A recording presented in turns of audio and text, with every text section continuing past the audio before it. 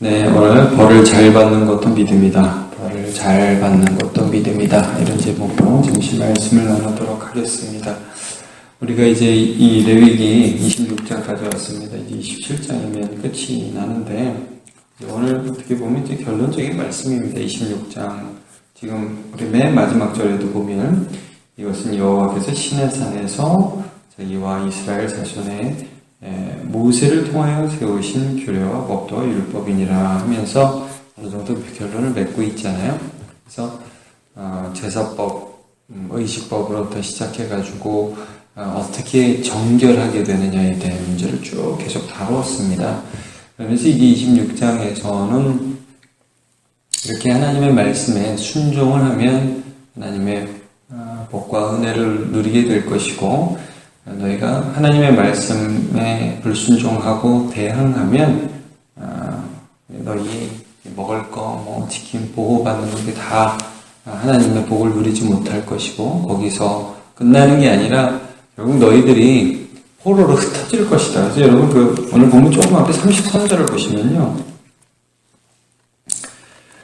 이렇게 나와 있죠. 33절 내가 너희를 여러 민족 중에 흩을 것이고 내가 칼을 빼어 너희를 따르게 하리니 너희 땅이 홍무하며 너희 성읍이 황폐하리라. 이렇게 말씀을 하고 있습니다. 그래서 불순종의 대가를 너희가 톡톡하게 치르게 될 것이다 라고 말씀을 하고 있죠. 근데 여러분 이제 그렇게 해서 너네 순종하면 복받고 불순종하면 이제 나한테 맞는다, 이제 그게 끝이 아니라는 거죠. 우리가 이 벌에 대해서 하나님의 백성들을 벌하심에 대해서 그 벌을 어떤 태도로 받아야 되느냐, 이제 그걸 이렇게 지적하고 계세요. 오늘 여러분 40절부터 41절 이 두 절의 말씀을 보시면요, 근데 하나님이 그들을 그 먼 땅에 흩으실 때에 그들의 마음에 어떤 일이 일어날지에 대해서 이렇게 말씀하십니다. 그들이 나를 거스른 잘못으로 자기 죄악과 그들의 조상의 죄악을 저한테 자복한대요. 이게 우리의 죄악 때문입니다. 이 우리의 조상들의 죄악 때문입니다 라고 스스로 고백을 하게 된다는 거죠. 근데 그게 여러분이 맞기 싫어서 한번 이렇게 대충 고백하는 게 아니라 그 다음에 보면요, 또 그들이 내게 대항함으로 나도 그들에게 대항하여 내가 그들의 원수들의 땅으로 끌어갔음을 깨닫고 그랬습니다. 이게 하나님이 그냥 내가 싫어서 치는 게 아니라 내가 하나님을 대항하기 때문에 하나님도 그 대항이 잘못된 것을 알려주셔야 되니까 나를 대항하신 것이다. 그래서 원수들의 땅에 끌어갔음을 내가 깨닫고 자복하고 그 다음에 깨닫고, 그 다음 어떤 말씀을 하십니까? 그 할례 받지 아니한 그들의 마음. 우리가 이제 신약성경에도 계속 말씀이 나오고 구약성경에도 이 육체의 할례가 중요한 게 아니라 마음의 할례가 중요하다고 말씀을 하잖아요. 이렇게 교만해가지고 내 마음대로 할 거야, 이런 마음들이 낮아져서 진짜 마음의 할례를 받아서 죄악의 형벌을 기쁘게 받는다, 이렇게 말씀을 하고 있습니다. 기쁘게 받는다.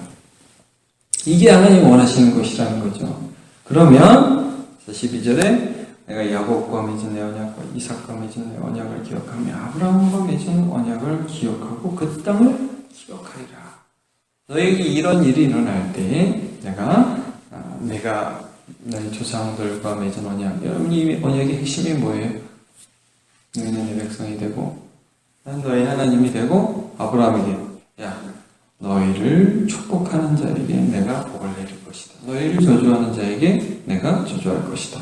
야곱에게 이 땅을 내가 반드시 돌아오게 하겠다. 이 땅을 너희에게 주고 여기서 너희 자손 주겠다는 그 약속을 도저히 이 포로로 끌려가고 이 땅에서 이제 쫓김을 받으면 그 다음에 다시 이런 약속이 이루어진다는 게 여러분 말이 안 되잖아요. 근데 그걸 기억해서 그걸 이루어내시겠다는 거예요. 자, 여러분, 여기서 우리가 좀 생각해야 될 게 이겁니다. 우리가 이제 애매한 고난 말고요, 그런 고난의 때에는 우리가 알지도 못하면서 이렇게 회개하는 것은 아니고요. 그러나 우리가 이제 알잖아요. 명백한 죄악에 대한 하나님의 징계가 있을 때 그때 우리가 그 징계를 어떻게 받느냐, 이게 굉장히 중요하다는 말씀이죠. 우리가 이제 어떤 일로 자녀를 징계하면 자녀들의 반응이 어떻게 나옵니까? 뭐 이렇던데요? 너 몇 대 맞을 거예요? 그러면은 애들이 안 맞을 거예요? 안 맞을 거예요? 그리고 이제 맞는 것 자체를 싫어하잖아요. 그리고 독한 애들은 가끔 이런 애들도 있습니다. 손 딱 감면서 딱 감고 회개는 안 해. 근데 지금 매만 맞는 거예요. 딱 감고 때리려면 때려라. 여러분 제일 좋은 태도는 뭡니까? 딱 맞고 정말 자기가 잘못했다면 엄마 죄송해요. 그런 애가 없죠. 거의 그런 애가 없잖아요. 근데 여러분 하나님이 이 죄인에게 우리에게 요구하시는 것이 말하자면 이거라는 겁니다. 정말 너희가 낮아질 때까지 낮추시겠다는 거예요. 그렇게 해서 너희가 무엇을 잘못했는지를 깊게 깨닫고 하나님이 어떤 일을 하시는지를 알고 중요한 건 이 벌을 받아가지고 죄를 버리는 거잖아요.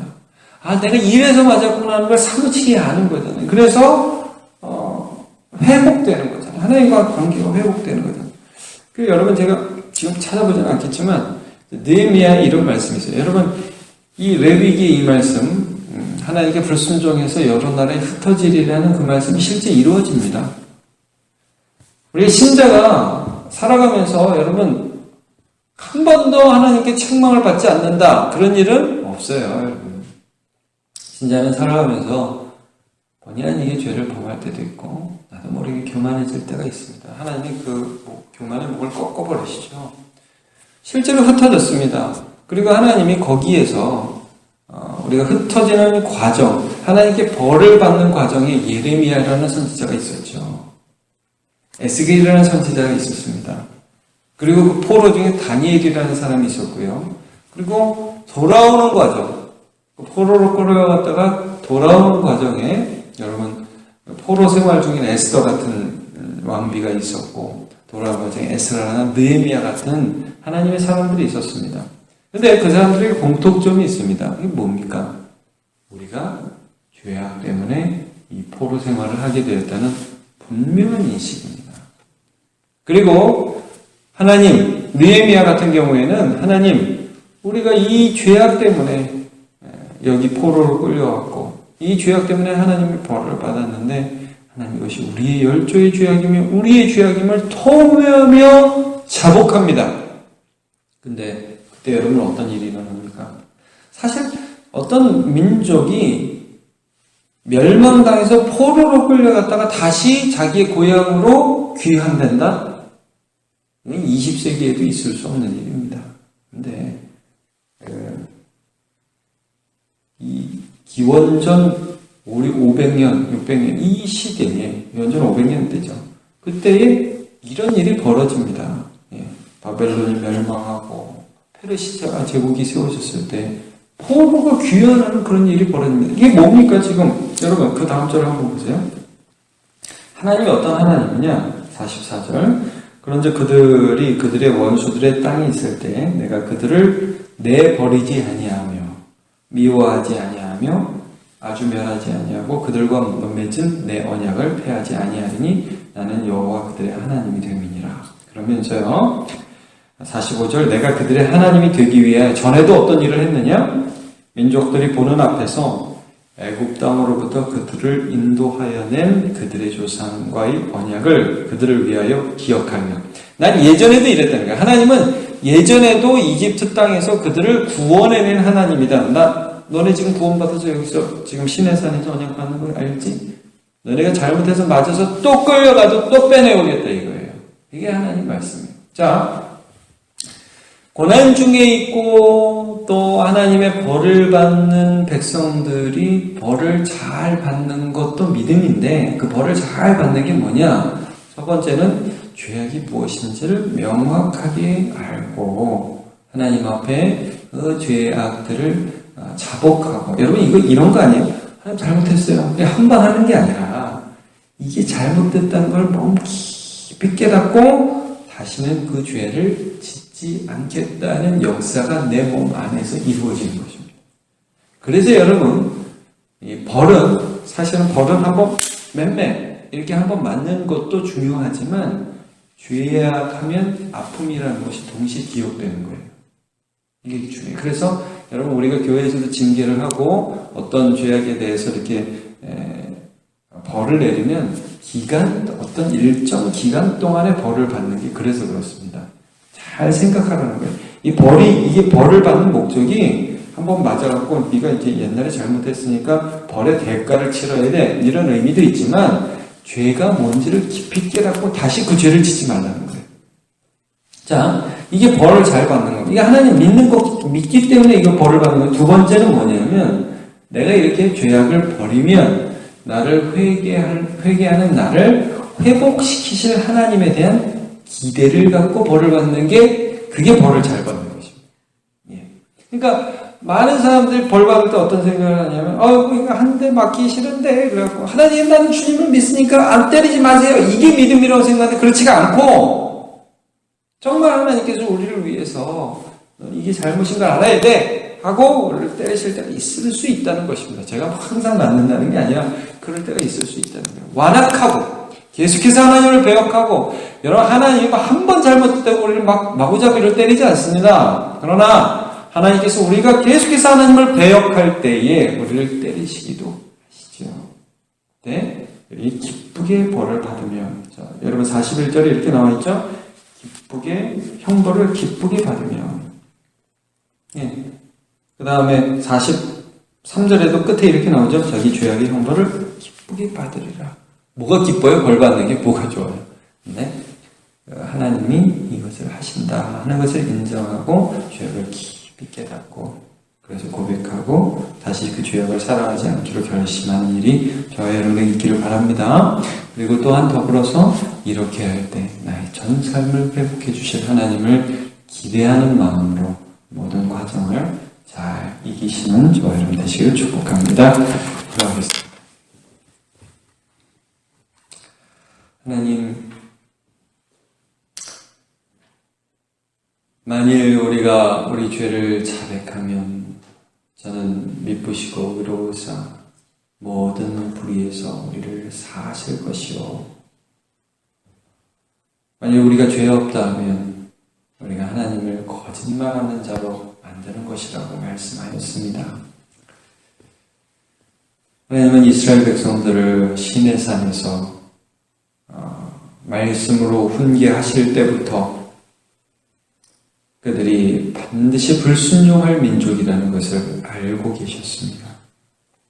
그들에게는 죄악의 습성들이 있었지만 하나님은 그 습성들을 날마다 다루어 가시고 끝까지 대적하는 그들을 완전히 버리지 아니하시고 그들에게 벌을 내리시되 그 벌을 통하여 죄악을 버리고 하나님을 믿게 하셨습니다. 예레미야는 그런 고통 속에서 하나님을 깨달았기에 너무너무 힘든 가운데서 그래도 우리가 진멸되지 않는 것은 여호와의 인자와 여호와의 긍휼이 무궁하심이로소이다. 이것이 아침마다 새로우니 주의 성실이 크심이로소이다 라고 고백하였습니다. 하나님, 우리의 삶에 나타나는 여러 가지 현실적인 어려움들 속에서 하나님을 판단하는 자가 아니라 나를 돌아보는 자가 되게 하여 주시옵소서. 그리고 하나님께서 내 안에 이루고자 하시는 하나님의 뜻들을 경험함과 하나님을 신뢰함으로 받아들여서 주님이 빚으시는 작품으로 만들어지게 하여 주옵소서. 우리의 마음에 또한 소망이 있기를 원합니다. 하나님 원하시는 그 기간들, 하나님이 우리를 다루시는 그 기간들을 믿음으로 잘 받아들여서 내 자신의 하나님의 형상을 이루어갈 때 광야에서 길을 내시고 사막에 샘을 만드신 그 하나님께서 이스라엘 백성들을 이집트에서 끌어내셨던 것처럼 이스라엘 백성을 바벨론에서 되돌리셨던 것처럼 우리도 이 죄악된 세상에서 끌어내셔서 반드시 주님의 자녀로 복 주실 그 약속을 기억하실 것을 신뢰하게 도와주시옵소서. 오늘도 믿음으로 살아가는 주의 백성 다 되게 하여 주옵소서. 예수님의 이름으로 기도합니다.